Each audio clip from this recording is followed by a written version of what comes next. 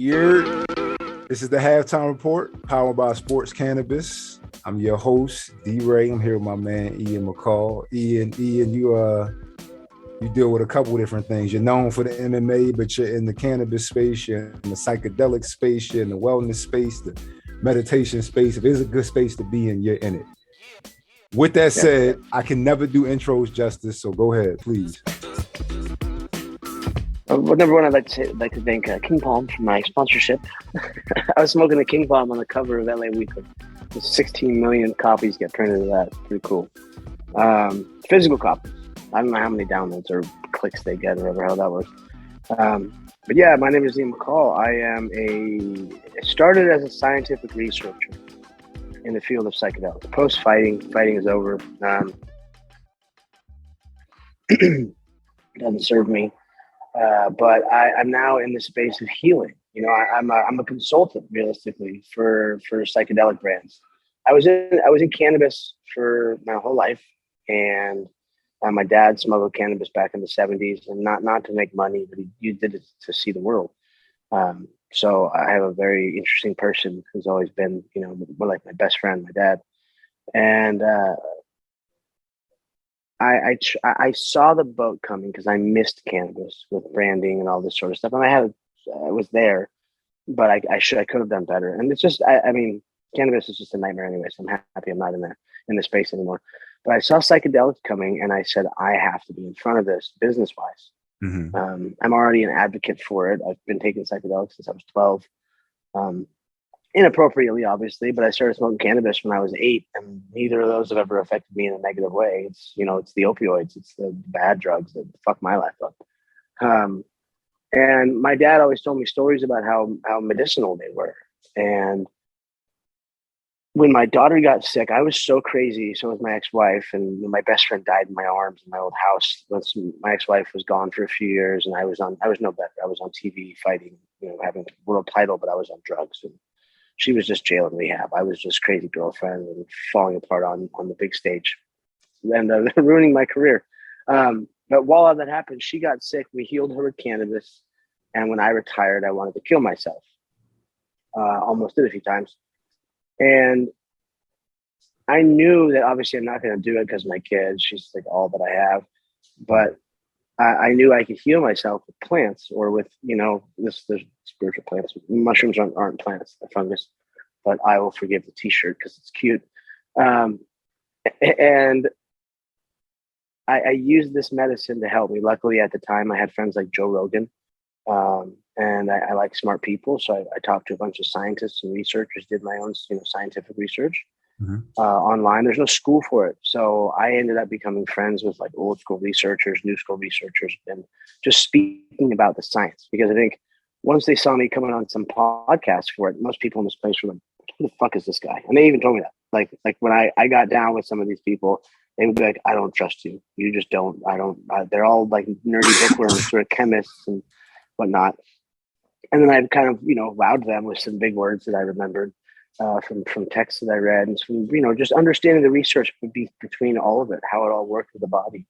And now, you know, when I speak, those people listen. I'm kind of like the Forrest Gump of the industry, I feel like. I'm about to say, I'll say that's interesting. I'm about to say, because you, first of all, the fact that you started so young, you would think that, I'm guessing you don't lead with that, but you would think somebody would jump immediately like, all right, I'm going to listen to this fucking guy. If he's done it for this long, he's still is sound of mind and soul and spirit, then this guy has to be a good guy to listen to. 100%. And they, you know, most of these people have been doing it the same like I have. Like the researchers that actually make the chemicals and find new chemicals always are like, you know, I've done way more psychedelics than you. And I'm like, I don't think so. Like, it's always this thing back and forth where I'll go to people's houses and they, you know, for the last 5 years, like, give me research chemicals. Like my friend who's a very famous researcher, she's like, come over and let me inject you with a PCP analog. And I'm like, that's maybe a little too far. I'm about to say, don't turn me into a lab rat. So hold up. This is Sports Cannabis. We're gonna get into it. I'm not gonna lie. Usually we save the smoke break for halftime, but you're a very special guest, you know what I mean? Gotta do it justice. And at the same time, I wanted to talk about the psychedelics at halftime because I know you're passionate about it. So we're gonna hold off on that for a second. We'll stay with cannabis. For right now. But I gotta ask you. You said you started smoking at 8. I can finally take these off. You said you started smoking at 8. Yeah. You remember your first time? Like most of us, like I was in my 20s. But like, do you remember that? Like the first time smoking? Oh yeah. I came home from private school and I grew up, you know, a rich kid down here in Orange County. It's just that's how we all are. Came home from private school in my little outfit, and my brother had already been kicked out of this private school. Was in our little side yard. I remember when we entered the house, was on the side yard, and I see him there smoking, and I was like, "What are you doing?" You know, and you think your older brother's the coolest person you know at this point in life, and he goes, "I'm smoking." I was like, "What?" It's weed. I was like, okay. Well, I don't know what that is. Yeah, you don't want none of that is. And then I said, well, where did you get it? He goes, oh, I stole it from Dad. And I was like, wait, you're telling me my dad and my older brother, the two coolest people in my life, both do this? It's like, sign me the fuck up. So, and since my dad was always into cannabis since the 70s or since before that, he always had the best herb. Well, I'm talking high grade for today. This was back then with like pure genetics. It was some sort of kush. I'm not sure what. I just remember that's a smell I've known since I was that young, you know. And as we grew up, my brother got into weed, and by middle school, I was picking up, you know, small bindles from my brother and then bringing them at like 12 years old. You know, was selling weed, and it was hilarious. You know, I always got away with it, and that was like, I had learning disabilities. I didn't do shit in school. The only reason I wasn't labeled autistic or put in special classes was because I was good at sports and my parents had money. I like the honesty. I'm cracking up at the interaction though at your brother when he was like it's weed.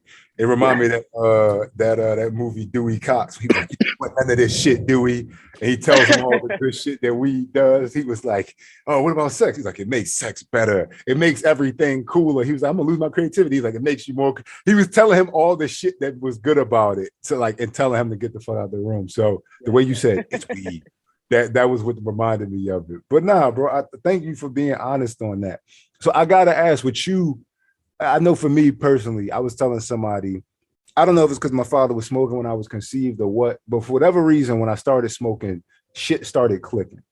I described it to somebody as some of the fog got cleared up in my mind. I became a lot more. It was like my brain was like this fucking file cabinet just full of shit scrambled, and weed just started to kind of help put shit in order. And like I said, we'll get into it later, but psychedelics did that right after too. Psychedelics did the next step up for me. But did anything start to click when you started smoking? Yeah, it made me really happy. And it made me I have more memories of being high than I do of being sober. And I'm 38. I'll be 38 in May. It's always kept me like here, where usually I'm all over the place. Smoking helps with that a bunch. And it helps with my pain. I mean, now as I get older, or I am older, at least physically, the miles that I'm put in my body. People are like, oh, you're only 38 and you're fit. And I'm like, yeah, if I stop moving, I fall apart. I have to work out like once, twice a day, yoga, jujitsu, lifting weights like a savage, because otherwise my body, and I'm always doing corrective exercises. I'm like, you know, but the miles are gnarly. I mean, I've had 7 surgeries on this one alone, my hand and my shoulder, and then I fractured and dislocated here, and infections, and just you know, I was a prodigy athlete from a young age, and then you know, I was always high. I won a world title being high. I'm like, yeah, this is like, it works for me, man. I'm not. So what was that like? What's the routine? You going into the fucking world title? I was gonna say, well, they just throw that out there, but congrats. I'm like Nori and shit. Let's give it up for world titles, y'all. But but like, what is the routine if you're about to go into something that has that much weight, that much pressure? What's the routine for you? So, and I mean, that was a point in my life where all I did was train. And sure, a large portion of my career in my life, I got away with being physically gifted, like genetically just better than people at violence. That's being strong. at having the will to hurt people in a cage for blood money. But also, like that sort of thing was just daily regimen as far as training. Sure, I should have been training twice a day, but at least I was in there once a day. Putting it all on the line, like just training in it. And weed was always just there. It was before and after. Cannabis was there before and after training. As everyone pulls up in their cars, they're ripping a vape pen, or we're smoking a joint, getting out of the car and passing to each other real quick, getting in there, wrap up, and just get in the zone. Everyone's got headphones in and they got music blaring. And you just hear this. I can rehear the sounds of the feet on the mat, that jump rope noise, that like, because you can hear the feet peel off the mat, each time, and then you can hear that, So it's been a routine that's always been part of it. I fucking love it. All right, so I'm gonna tell you why I do. Number one, you described the shit out of that. As far as telling that story, and I can tell you're really passionate about it because somebody is when they can describe to you all 5 senses that are being stimulated as you're going through a moment. And the only other person I've heard talk about that, like with sports, is Kobe. He was talking about basketball. He was like, I love the sound of the leather and the sweaty hand rubbing across that leather, or that first bounce of the ball that echoes throughout the gym. And the way you was describing that was very cinematic. For me, it's always been movies and very, very big on the storytelling of it. Describe to me what happens when you're about to go into the ring.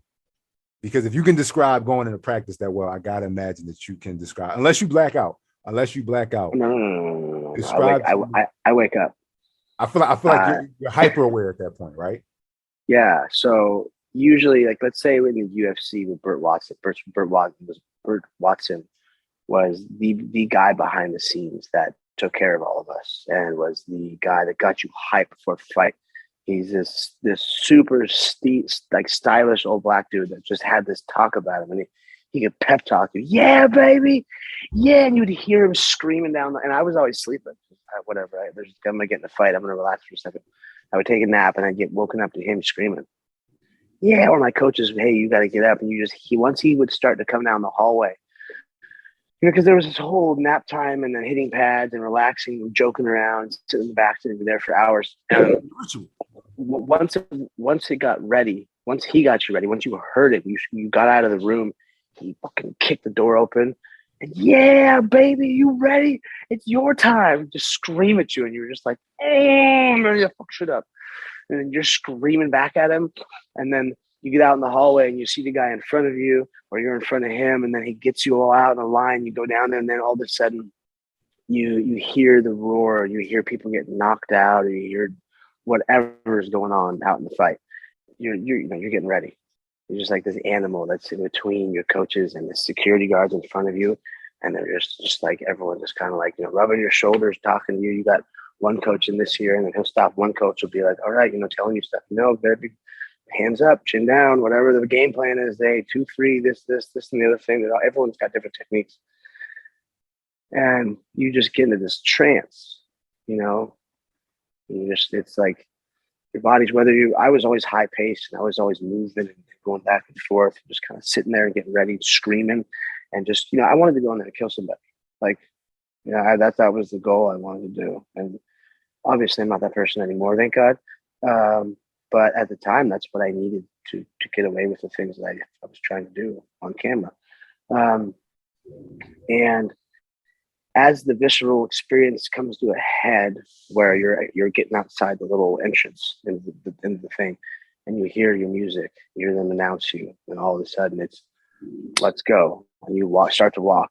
Right when you come out, you've got in Japan there was like 40,000 people. Having 40,000 people scream at you, or even 10,000 Irishmen. Oh my God, they were the loudest. The Japanese were very just calm, but there was 40,000. The Irish, I think there was only 8,000 or 9,000 actually, and they hit decibel records for noise. It was fucking crazy. Those people are insane. I love it. A bunch of drunk Irishmen at a fight. That shit just sound like that's what I want to hear going to war. Like that shit sounds that all fits in the same like Viking folder. But go ahead. And my name is Ian McCall. Exactly. So that's what I'm saying. I was like more Gaelic. Yeah.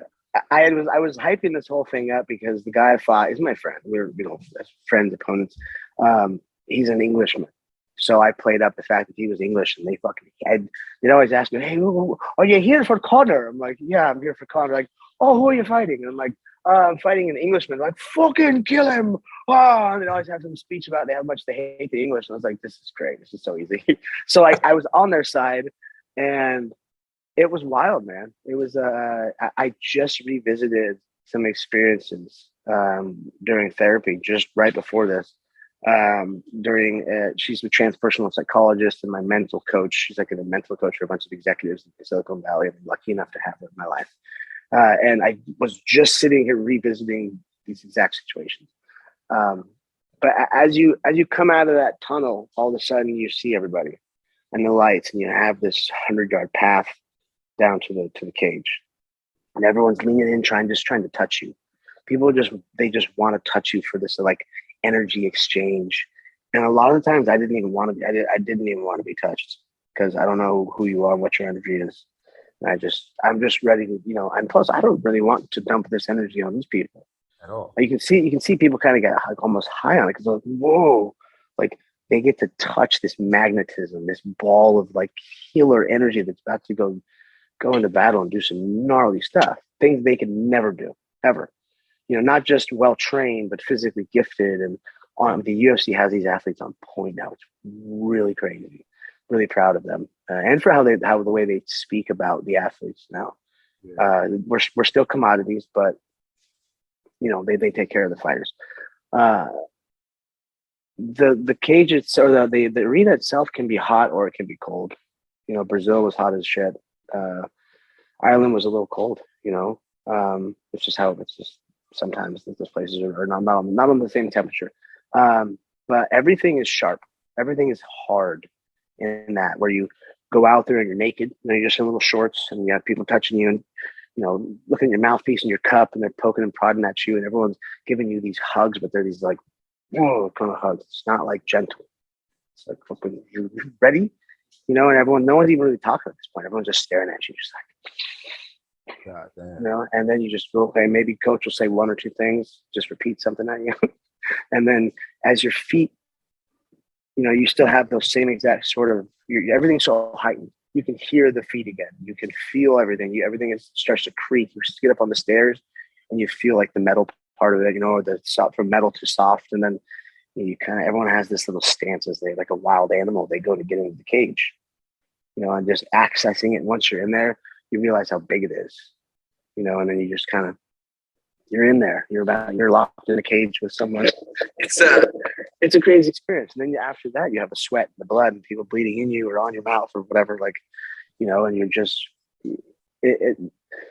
so winning is one, or losing is one thing. That's PTSD. Like you're going in there and you're giving and receiving PTSD, but there's also something called TITS, trauma-induced trauma syndrome. And you hurting someone actually does a lot of bad stuff to you, like physically with trauma, you know? So you just got to think like you had 8 weeks of training camp leading up to this, which is 8 weeks of your closest people in your life you see every day training. These are the closest people to you.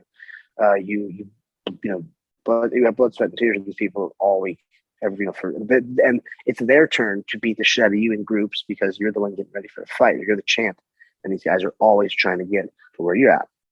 So it's this crazy experience of trauma going into it. And then when you get there, the trauma goes to a head with the actual fight. And so you got to think what the body's primed to do and go through is really heavy. Yeah.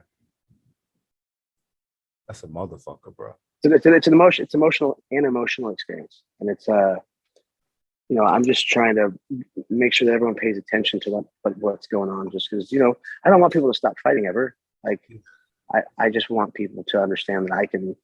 Back in the day, when warriors would go to war, they wouldn't be allowed to come back to the tribe until they did, you know, some work with the shaman, and they had to integrate first because they just wouldn't kill people.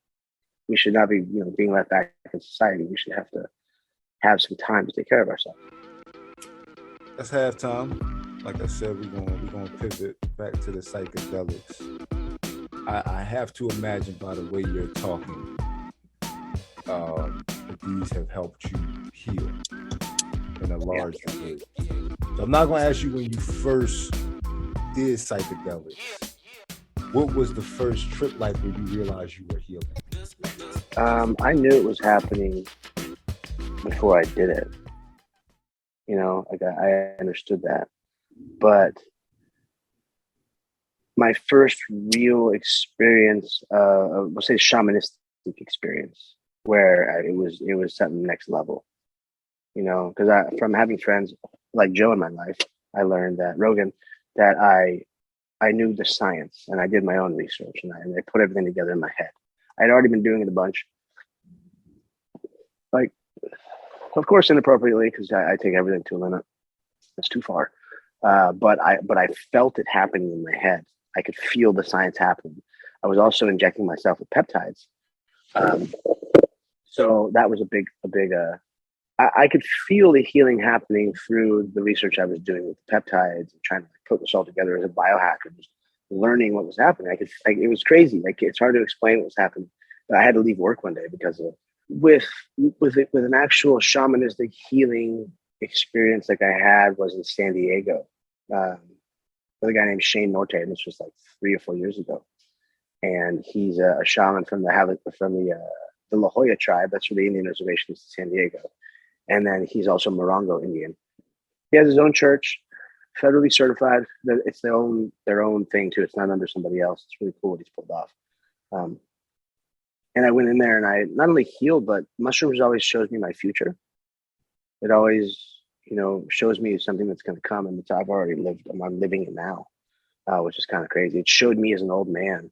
You know, remember the movie Gladiator? Yeah. Where he's in the tent with Marcus Aurelius, and Marcus Aurelius is old, and it's like a red lit tent. Well, I was Marcus Aurelius, and I was talking to these people that were obviously very important, and like general types and whatnot. And someone's writing down everything I'm saying, and I was just educating them. We were philosophizing. That's whatever I was saying was really fucking important. And now, you know, it's a good feeling. And now I look around and I'm like, oh, cool. I'm already this person. I'm now working with apps and working more as advocacy and using like my puppet show and whatnot to educate people about what I'm doing. Because that's what I've seen as myself as an entertainer, but also an educator. Like that's how I educate people, is through, you know, things like a puppet show, like adults about psychedelics. We turned a guy named Terrence McKenna into a mushroom puppet. And he's like the philosopher of psychedelics, the biggest one. And, you know, to have that opportunity, we're trying to turn this other puppet, the representation for ketamine into a horse named Kevin. So Kevin, the ketamine horse, because everyone out here in Hollywood loves ketamine. And when you know, I don't really leave the house anymore unless it's for business. And my company has a lot of connections in Hollywood. That's where, you know, I've always been with all my friends. So I show up to these parties, and like, you know, actors and actresses or supermodels will come up and be like, so I heard you work for a ketamine company. I'm like, yes, I do, but I don't have any ketamine for you. I'm sorry. I can't give you ketamine, sweetheart. I'm here. I'm here. You know, and I'm just like, fuck. Right? It's my job to teach harm prevention, you know? So I try and teach people about how not to do and abuse things like ketamine. And to have that representation just be a horse because it's funny, and have we did a whole segment, our 19 segments on mushrooms. I wanted to do another set of things on ketamine and, you know, molecularly, and how to use it, and have, you know, it's funny. Like the Muppets started with product placement. So why not use the puppets? Psilocybin on the right schedule, you'll get results like that. And I can make it palatable for people, because, you know, half these people that are researchers, scientists, and whatever, they're very weird, and they've been doing a lot of psychedelics, and they're already kind of autistic usually, and they have just a hard time. You should see these people in business meetings. It's hilarious. It's fucking like nothing gets done. I'm like, God damn it. But, you know, they trust me to take their information and tell everybody else. Because, you know, like when I show them the videos of like Terrence McKenna as a mushroom, they think it's the funniest thing they've ever seen. So I know I'm doing something right. I love that. You and Dean Lister. Y'all did the joint with HBO. HBO Real Sports. It was the Real Sport. Yeah, okay, all right. Yeah, with Brian Gumbo. No, white people like Wayne Brady because he makes Brian Gumbo look like Malcolm X. Yo, I heard some gnarly shit about Brian Gumbo. That's from the Chappelle Show. Please do shit. Dude, whoa, some shit that he's like done to, I think, his mom. I'm pretty sure it's his mom. Like, she lives in like abject poverty because he's a spiteful piece of shit, I guess. And I don't know how true this is, but this is just something I heard, bro. And it's more stuff around along that line where you're just like, ooh, you're a dark motherfucker. Like, yeah, you him. Like, you know. I mean, and it's just like, if she did something bad enough, I am a huge, like, there was Quentin Tarantino. It's my, he don't get his mom no his movies because she straight up told him you're never gonna be a filmmaker. He was like,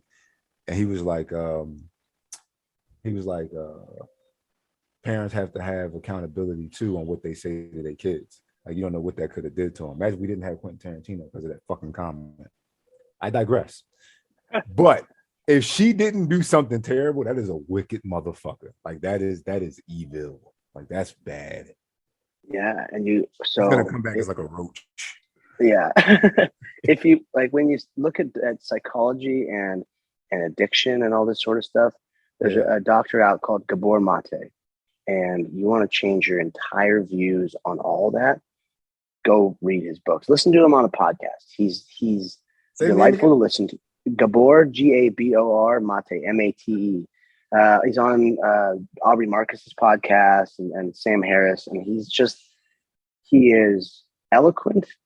And he was born in a concentration camp, I do believe, where he was there when he was a little baby. I think he was born in one, and talks about collective trauma from past generations. Obviously going through that as an entire group of people. A lot of my best friends are Jewish. They have that like worrisome Jewish mother thing. Even these are like dudes who have been carrying guns and cannabis their whole lives. Like, why are you so just like, and he just explains everything, how everything gets trapped in your body. Like when people are trying to kill each other in mass like this over generations, it sticks and it gets inside you, where like you can be born with past trauma from generations. Yeah. And what then the new present when you was conceived and then when you got here. Oh, bro, I listened to a whole thing about the Atlantic slave trade. Oh my God. Hardcore history with Dan Carlin. It's crazy. It's like anybody who denies the idea, and I thank you because you actually let me segue into this naturally, because ain't nothing worse than a motherfucker that just comes out of nowhere with this type of shit. Like, yeah. But since we're on the topic, amongst Black people, there's this thing of saying that somebody just has something happen to them, or somebody was affected by X, Y, and Z. It's fucking impossible for Black people not to have trauma. I think J. Cole alluded to it, that how now a lot of us are getting above poverty, and a lot of Black people's backs are getting off the wall, and it's not survival mode so much. You see the money being elevated on different levels, and now a lot of us have to deal with that trauma.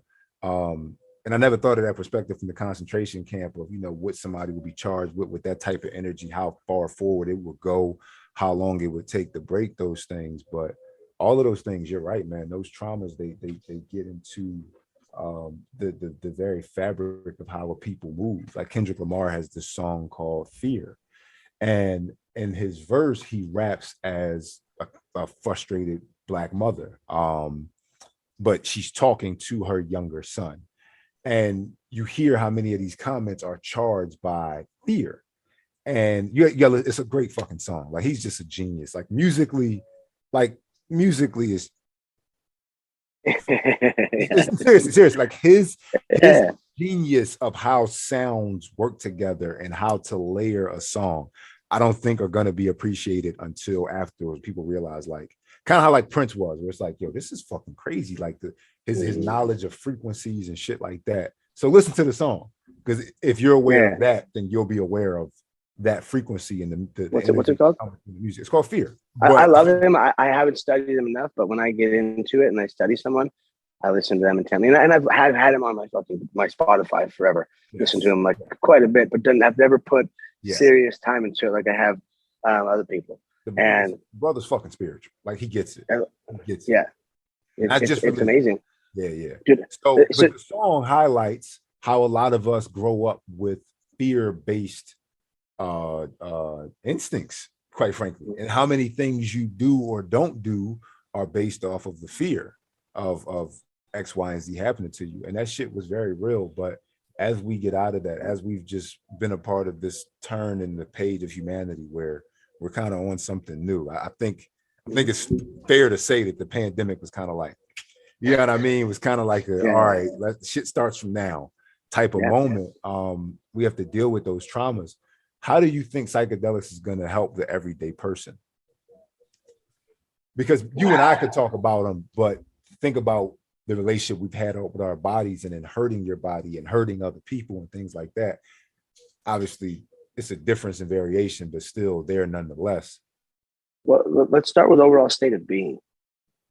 So when people start microdosing, and I see people of all walks of life, not just taking like the company that I am part of, Argos.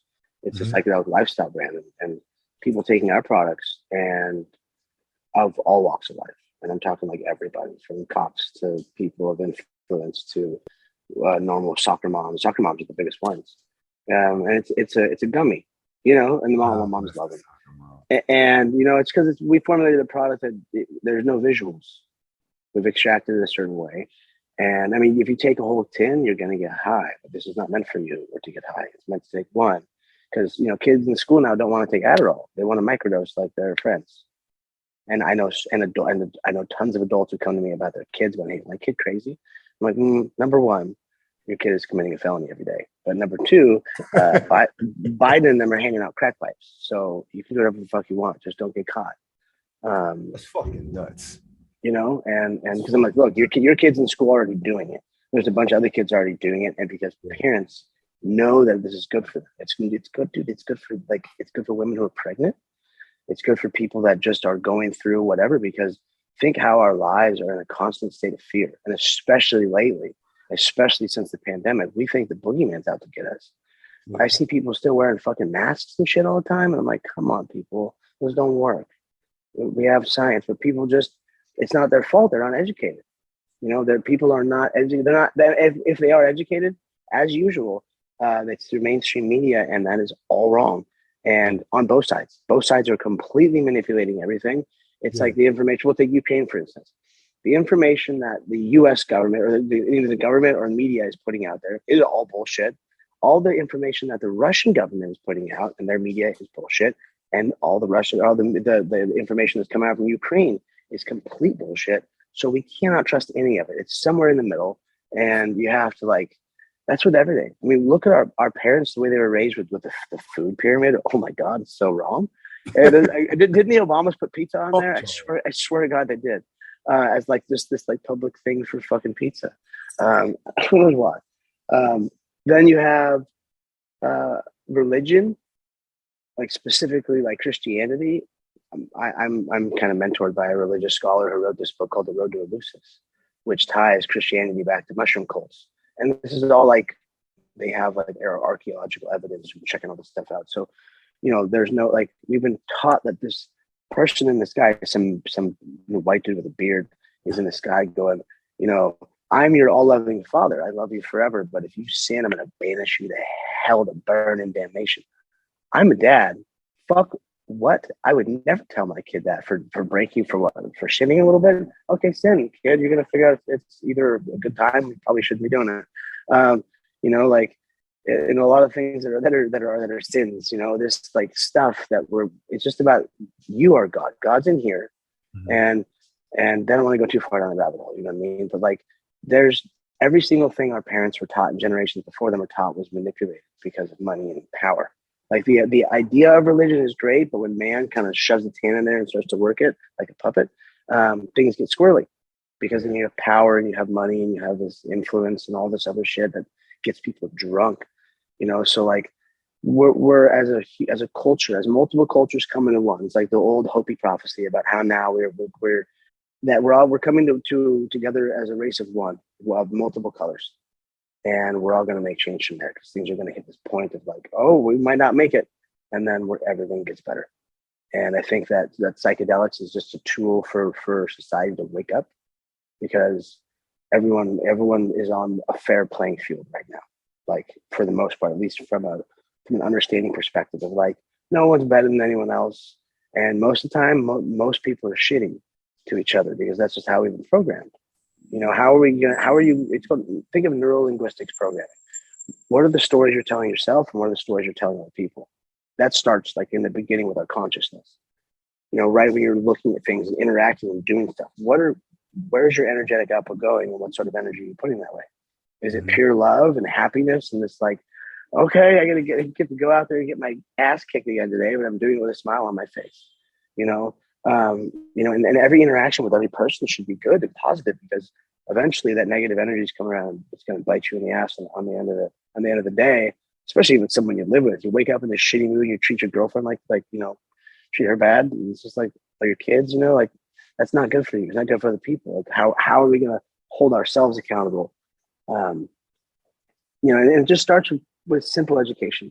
It starts with just people of every walk of life, whether you're white, black, gay, straight, Muslim, Christian, about all of us kind of going, hey, like, let's realize like we need to get better.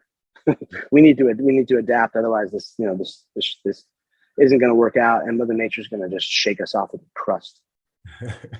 Because she can do that. Like we don't want to fuck with the planet. She'll kill all of us real quick. This has been enlightening. Anything you want to plug? Look at the McCall method.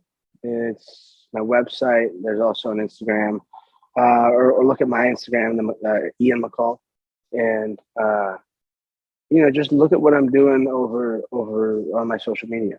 There's so much cool stuff, and like it's kind of gone unnoticed a bit. I got the cover of LA Weekly, and I was in Forbes a couple times, and UFC's talking about me with major studies, and Johns Hopkins. Like I've done really, really cool stuff. And that's the thing. I don't really care. I want to be back, not in the spotlight. I'm not trying to be famous or anything, but it just shows you the level of psychedelics.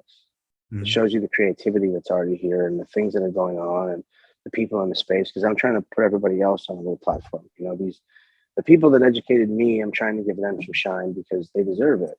And the public eye is not on researchers or doctors anymore. They listen to people like me who have blue check marks, and most of the time that's probably not the best idea, because these people have no idea what they're talking about. There's a big community that all go to these parties of influential people, whether they're whatever sort of famous, and educate them on stuff, and just hear them talk. And there's a big movement of people that are trying to get into the space, just because it's really cool, and there's a big financial interest in all kinds of psychedelics as a whole is going to make a lot of money. So to see the people who are just kind of coming into it of all walks of life is really neat, man. So yeah, just if you have any questions, Argos, I should probably plug my brand. If you want psychedelic gummies, go look at the Instagram, Argos, ARGOS 3 times, and they can direct you in the right.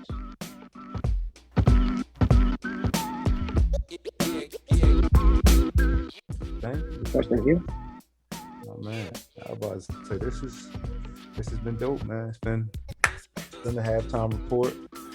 Ian McCall, you know what I mean? Stay tuned with everything you got going on.